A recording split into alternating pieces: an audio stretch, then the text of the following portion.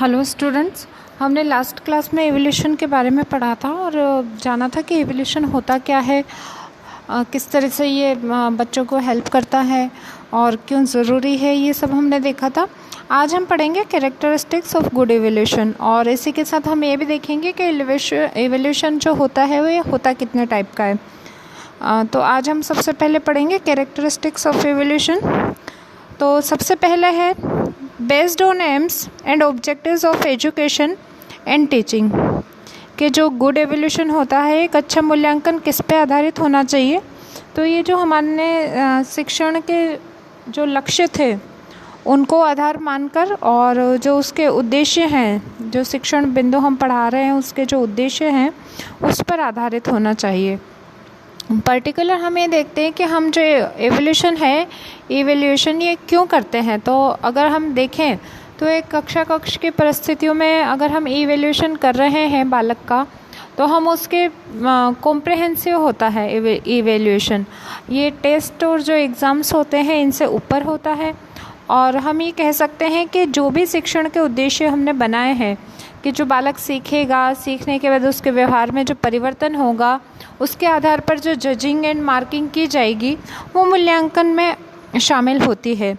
तो ये किस पर आधारित होना चाहिए, जब हमने शिक्षण के उद्देश्यों को ही हमें जानना है कि बालक ने किस स्तर तक उसकी प्राप्ति की है, जो उद्देश्य हमने बनाए थे, जो लक्ष्य हमने निर्धारित किए थे, तो बालक ने किस मात्रा में पूरे किए हैं, क्या जो शिक्षण विधियाँ शिक्षक लगा रहा है स्टूडेंट्स को पढ़ाने में, उनको समझाने में और उनका व्यवहार परिवर्तन करना चाह रहा है, तो वो जो सारी चीज़ें हैं वो बालक के व्यवहार को कहाँ तक परिवर्तन कर पाए हैं, किस उद्देश्य तक जो बालक है उसने सीखा है और किस उद्देश्य तक सक्षम हुआ है शिक्षक बालकों में ज्ञान प्रक्षेपण करने हेतु।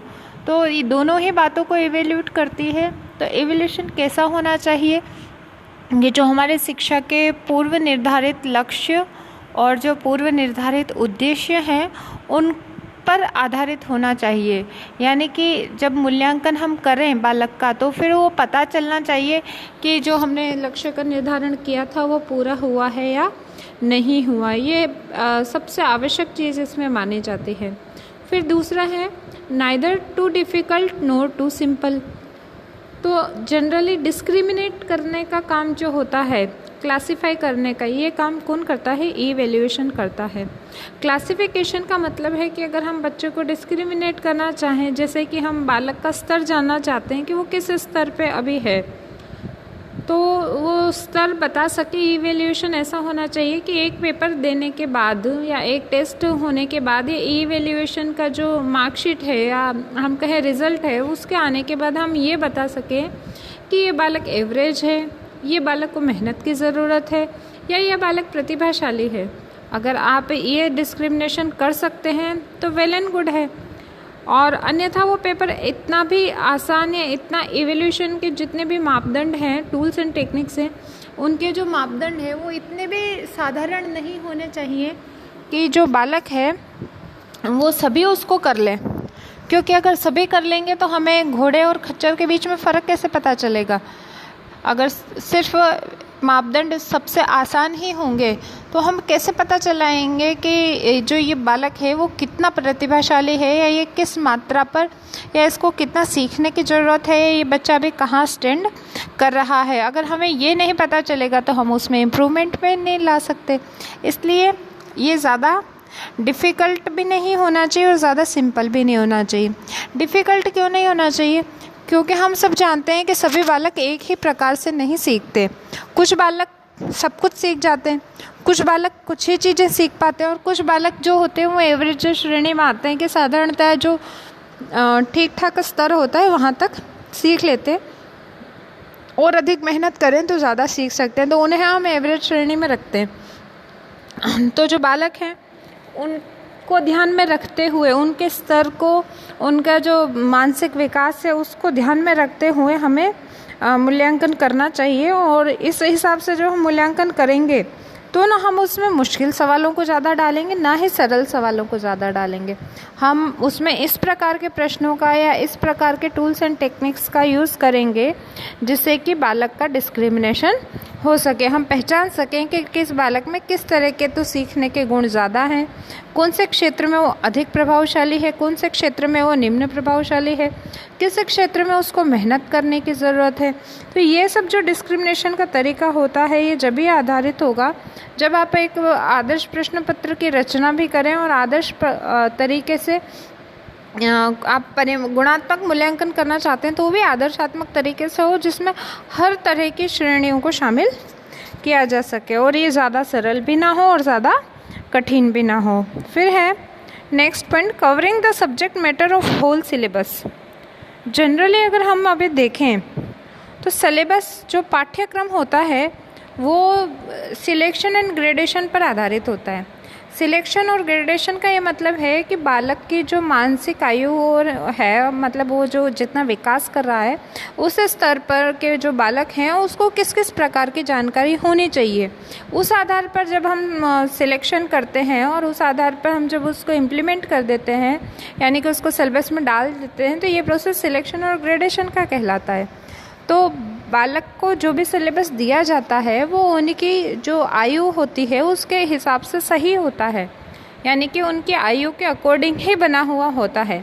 जनरली अगर आपने कभी छोटे बच्चे की जो किताब है हिंदी की या इंग्लिश की उनको पढ़िएगा तो जब आप उसको खोलेंगे फर्स्ट क्लास की बुक को तो पहला चैप्टर आपको ऐसा मिलेगा जिसमें कोई मात्राएं नहीं होती। हिंदी की अगर हम बात करें तो जैसे कि कमल, बस पर चढ़, झटपट कर, यानी कि बिना मात्राओं के होते हैं। तो इसमें हम समझते हैं कि हम बच्चे को क्या सिखाना चाह रहे हैं, सिर्फ शब्दों को पढ़ना।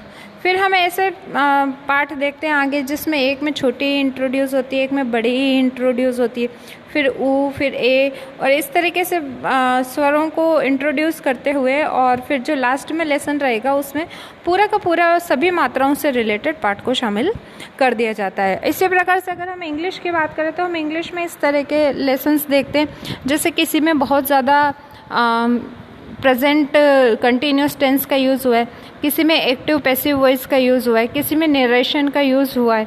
तो कोई ना कोई पर्टिकुलर एक स्ट्रक्चर या ग्रामर का कोई टॉपिक लेकर और बालक को पर्टिकुलर एक जो कंटेंट है वो प्रोवाइड करवाया जाता है।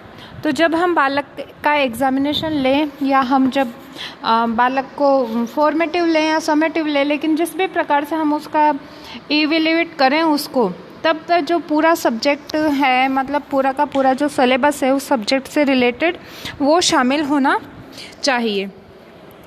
फिर है proper weightage of different items as डिसाइंड।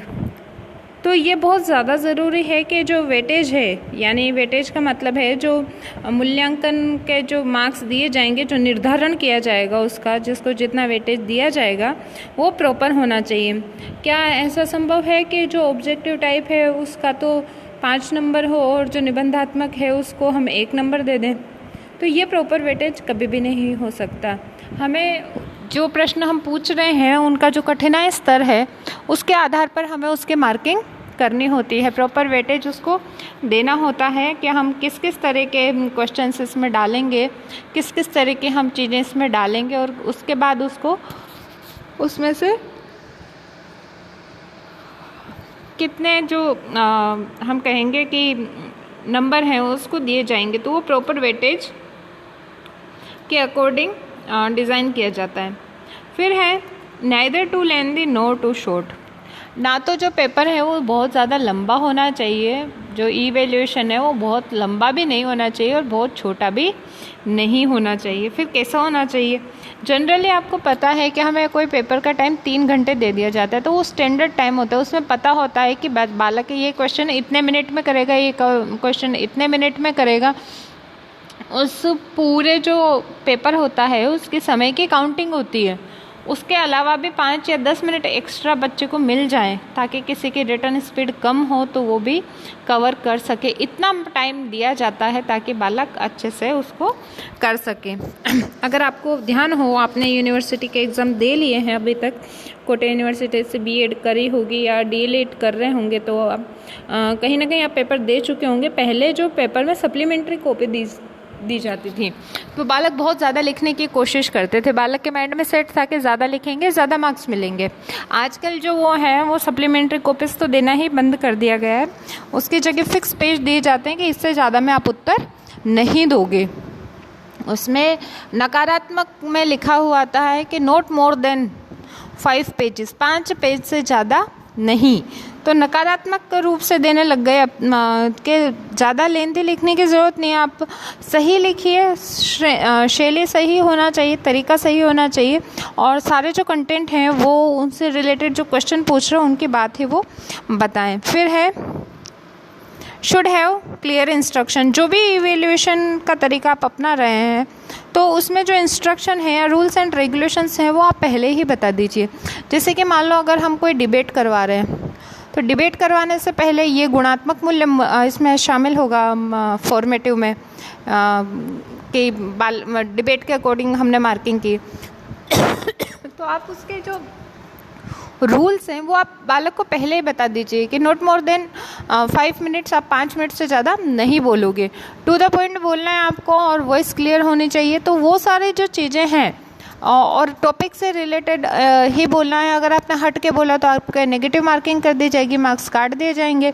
या मान लो आप कोई फैंसी ड्रेस कंपटीशन करवा रहे हैं लेकिन वो फैंसी ड्रेस अपना जो भारत है उसका फोक स्टाइल रखा है हमने कि भाई भारत में जितने भी, इंडिया में जितने भी फोक डांसेस हैं उसके अकॉर्डिंग ड्रेस पहननी है। तो ऐसा नहीं है कि फिर कोई बालक वेस्टर्न पहन के आ गया, अब वेस्टर्न पहन के आएगा तो हम उसके मार्क्स काट लेंगे। तो जो भी इंस्ट्रक्शन है या जो भी रूल्स एंड रेगुलेशंस आप चाहते हो कि बालक उसको फॉलो करे, स्टूडेंट उसको फॉलो करे, तो वो इंस्ट्रक्शन उसे पहले से ही पता होने चाहिए। फिर है should be fairly and easily scorable. वो फेयरली स्कोरेबल होना चाहिए, इससे मतलब है कि मान लीजिए जैसे अब कभी कभी जूरी बिठाते हैं, कोई फॉर्मेटिव आप कर रहे हैं मूल्यांकन और किसी प्रोग्राम के लिए आपने जूरी बिठा दी, तो जूरी के डिसीजन अलग अलग आते हैं, हमेशा ही अलग अलग रहते हैं, बिल्कुल सेम डिसीजन कोई भी नहीं दे सकता। लेकिन फिर भी वो फेयर एंड स्क्वायर होना चाहिए। आपको 3 मार्किंग पे वो देना है, 3 कैटेगरी वाइज आपको मार्किंग करनी है, तो वो प्रॉपर उसी बेसिस पे होना चाहिए। फिर भी ऐसा देखने को मिलता है कि इसमें विचारों का जो वो है मेल नहीं खा पाता, तो कोई किसी को कम मार्क्स दे देता है, ज़्यादा मार्क्स दे देता है। कभी कभी होता है कि जिसके जीतने की उम्मीद हमें लगती है वो जीतता नहीं है, तो कहीं ना कहीं हम मानते कि ये नहीं होता। लेकिन अगर आप ऑब्जेक्टिव टाइप के क्वेश्चन आंसर देखो तो अगर आपसे पूछा जाए कि सबसे बड़ा महासागर कौन सा है, तो वो आज भी प्रशांत महासागर है, कल भी प्रशांत महासागर ही रहेगा। अगर टीचर चाहे कि नहीं नहीं मैं तो बच्चे को मार्क्स कम दूँ तो वो कम नहीं दे सकता, वो चाहे नहीं नहीं मैं तो बच्चे को मार्क्स ज़्यादा दूँ तो वो ज़्यादा नहीं दे सकता। तो ये बिल्कुल फेयर एंड स्क्वायर है, इसमें कोई भी तरह की ना तो पार्शलिटी हो सकती है, ना जो पूर्वाग्रह होते हैं, परसेप्शन होते हैं टीचर्स के वो काम आते हैं, ना उसका मूड इफेक्ट होगा, वो उस पर कोई प्रभाव डालेगा। तो इस प्रकार के जो मार्किंग के क्वेश्चंस भी उसमें शामिल करना चाहिए जो स्कोरेबल भी हो, ईजी भी हो और वो फेयर हो। फेयर से मतलब है कि वैध हो, वैधता होना उसमें बहुत ज़्यादा ज़रूरी होता है। फिर है should encourage original and creative thinking. तो आजकल जब हम देख रहे हैं कि कॉन्सेप्ट बहुत बदल गया है जीने का भी, और हम ये भी देख रहे हैं कि जो लकीर के फ़कीर नहीं बनते, यानी कि जनरली हम सब क्या करते हैं कि फ़लाँ तो बीएड कर रहा है तो मैं भी बीएड कर लेता हूँ, फ़लाँ तो आरएस की कोचिंग कर रहा है मैं भी आरएस की कोचिंग कर लेता हूँ, वो तो इंजीनियर कर रहा है वो डॉक्टरी कर रहा है। तो हम इन 4-5 स्कोप से आगे बढ़ते ही नहीं हैं, ना आगे पीछे के बारे में कुछ सोचते, ना हमें इसकी ज़्यादा जानकारी होती है। लेकिन अगर आप देखें कि क्रिएटिव थिंकिंग के थ्रू लोग क्या क्या कर लेते हैं, आपको मैं एक एग्जांपल देना चाहूँगी। जैसे ओयो के मालिक हैं, वो बिहार का बहुत गरीब लड़का हुआ करता था, जिसने पुराने से एक होटल को देखा और उसको थोड़ा सा रेनोवेट किया और उस होटल को ऑनलाइन दे दिया, ऑनलाइन उसका ऐड दे दिया कि इस होटल में आइए और रुकिए और इतने पैसे लगेंगे। तो धीरे धीरे उसने एक होटल को टाई अप किया, फिर 2 को किया, फिर वहाँ बिहार के आसपास के एरिया को किया, और इस तरीके से वो जब टाई अप करता गया तो आज उसने ऑल इंडिया और सबसे ज़्यादा होटल्स को टाई अप करके और बहुत अच्छे डिस्काउंट्स पे होटल्स अवेलेबल करवाने लग गया। तो क्या करा उसने, एक तो अपने लाइफ को बहुत आसान बना दिया, अगर हम कभी कहीं बाहर जा रहे हैं और हमें कुछ नॉलेज नहीं है तो हम आराम से, और जनरली हम जाके खड़े होते हैं तो बहुत पैसे मांगते हैं लोग कि ये अनजान है, इनको मजबूरी है, या आधी रात को पहुँचे। तो वहाँ पे ऐसी कोई हेडेक ही नहीं है, वो आपको बहुत अच्छी फैसिलिटीज़ प्रोवाइड करवाएंगे। और वो इस तरीके से जब वो सक्सेसफुल हुआ तो वो बहुत कम उम्र में मिलेनियर बन गया और उसके इंटरव्यूज़ वगैरह आए। तो ये चीज़ क्या थी? ये क्रिएटिव थिंकिंग थी। बालक कहीं ना कहीं क्रिएटिव हुआ है, उसने दूसरों से अलग हट के सोचा है। इसी तरह से आपके आसपास बहुत सारे एग्जाम्पल दिखते हैं। जोमेटो है, स्विगी है, ये सारे लोग बने बनाए फूड्स को आपके घर पे प्रोवाइड करवा देते हैं और उसके बदले में कुछ पैसा आपसे ले लेते हैं, और कभी कभी तो उससे सस्ते में प्रोवाइड करवाते हैं जिस रेट पे आप दुकान पे से लेते हैं, और फिर भी बेनिफिट में है, फिर भी लोगों को रोज़गार मिल रहा है। तो ये क्या चीज़ है? ये क्रिएटिविटी है। और जो ओरिजिनल थिंकिंग है हमारी वो बनी रहे कि हम क्या करना चाहते हैं। बालक के मन में होता है कि यार मैं तो क्रिकेटर बनूंगा, मेरे को क्रिकेट खेलना बहुत पसंद है, ये उसकी ओरिजिनल थिंकिंग है। लेकिन उसके पेरेंट्स ने या उनके आसपास वाले लोगों ने डाल दिया कि इसमें कुछ नहीं होना, इससे तो तू पढ़ ले और कहीं मास्टर की नौकरी लग जाए, इससे तो तू पढ़ ले या कहीं कांस्टेबल बन जाए, इससे तो तू पढ़ ले और अच्छे से पढ़ ले, तू आरएएस बन जा। इसके अलावा उसको कुछ और बोला ही नहीं जाता। तो जो उसकी ओरिजिनल थिंकिंग थी, उसकी जो इच्छाएं थी, वो कहीं ना कहीं उसमें दब जाती हैं। दबने के बाद वो जो उसकी क्रिएटिविटी है वो भी ख़त्म हो जाती है।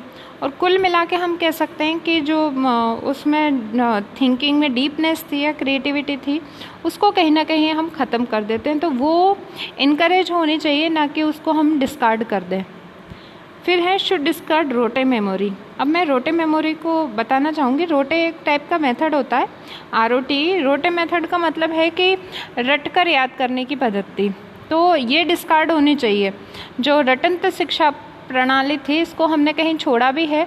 और आजकल जो क्वेश्चंस आते हैं उसमें बालकों के इमेजिनेशन या बालकों का स्तर पूछा जाता है, उनसे केस स्टडी करवाई जाती है कि आप इस समय होते तो आप क्या करते, आपको क्या करना चाहिए था, उनको क्या करना चाहिए था, आपको क्या लगता है कि इसके हिसाब से क्या सही था, क्या गलत था। तो ये चीज़ें क्या होती है, अपनी क्रिएटिविटी यानी हमारी मौलिक जो हमारे में अंदर जो मौलिकता होती है उसको विद्यमान रखती है। और ये जो रोटे मेमोरी यानी जो रटंत प्रणाली थी, ये कहीं ना कहीं ख़त्म होती है। तो ये बहुत ज़रूरी है। तो इवैल्यूएशन जो है वो कहीं ना कहीं बालक का मूल्यांकन करता है। और हम कहें कि अंतिम रूप से क्या करता है, तो अंतिम रूप से ये निर्णय देता है। निर्णय किस चीज़ का देता है? ये इस चीज़ का देता है कि यू आर सेलेक्टेड और वेर नॉट सेलेक्टेड। ये इस बात का देता है कि यू आर पास्ड और नॉट पास्ड। तो जनरली हम कह सकते हैं कि अंतिम रूप से जो मूल्यांकन है वो बालक के ऊपर निर्णय देने का कार्य करता है। तो यहाँ पे कुछ अच्छे इवैल्यूएशन की टेक्निक थी, कैरेक्टरिस्टिक्स थी, वो बताई गई हैं। अब ये वीडियो लंबा हो जाएगा, इसलिए हम जो फॉर्म्स ऑफ इवैल्यूएशन है वो हम नेक्स्ट क्लास में करेंगे। फिर भी मैं आपको थोड़ा सा बताना चाहूँगी उसके बारे में कि फॉर्म्स ऑफ इवैल्यूएशन 2 तरह के होते हैं। फॉर्म 2 हैं। समेटिव होता है, समेटिव को हम योगात्मक कहते हैं, और जो फॉर्मेटिव होता है वो निर्माणात्मक कहते हैं। तो ये वाला जो है समेटिव में क्या होता है, यूज्ड फॉर मेकिंग जजमेंट्स और classifying grading peoples into categories. तो ये डिवाइड करने का काम कर देता है। ये पहले ट्रेडिशनल तरीके से होता था, आजकल फॉर्मेटिव को भी वेटेज ज़्यादा दिया जाने लगा है, तो वो भी अपने जो एजुकेशन सिस्टम है उसमें आ चुका है। और जो ये समेटिव था, ये develop and negative feelings among students. तो ये जो स्टूडेंट होते हैं इसमें कहीं ना कहीं नकारात्मक श्रेणी की भावनाएं लाता है। और स्टूडेंट्स में गेट फेयर और unfair means to get through. और स्टूडेंट उसको पास करने के लिए फेयर और अनफेयर, यानी कि आपने देखा होगा बहुत सारे बच्चे होते हैं वो पेपर में एग्ज़ाम्स होते हैं तो वो चिट ले जाते हैं, या अलग अलग तरह के टीपने की जो प्रणालियाँ हैं वो निकालते हैं। तो ये सब क्या है, फेयर और अनफेयर मीन्स के थ्रू बस उनको क्या करना है, उनको एग्ज़ाम्स पास करना है। They want to get through the examination, तो इसके लिए है। और जो ये फॉर्म्स हैं इसके बारे में हम अधिक जानकारी दूसरे वीडियो में लेंगे। तो अभी के लिए थैंक यू। और यहाँ पे जो हमने देखा था ये कैरेक्टरिस्टिक्स हैं गुड इवैल्यूएशन की। आई होप आपको ये सब समझ में आया होगा। इसके अलावा भी अगर आपकी कोई क्वेश्चन या क्वेरीज हो तो आप मुझसे पूछ सकते हैं। Thank you very much.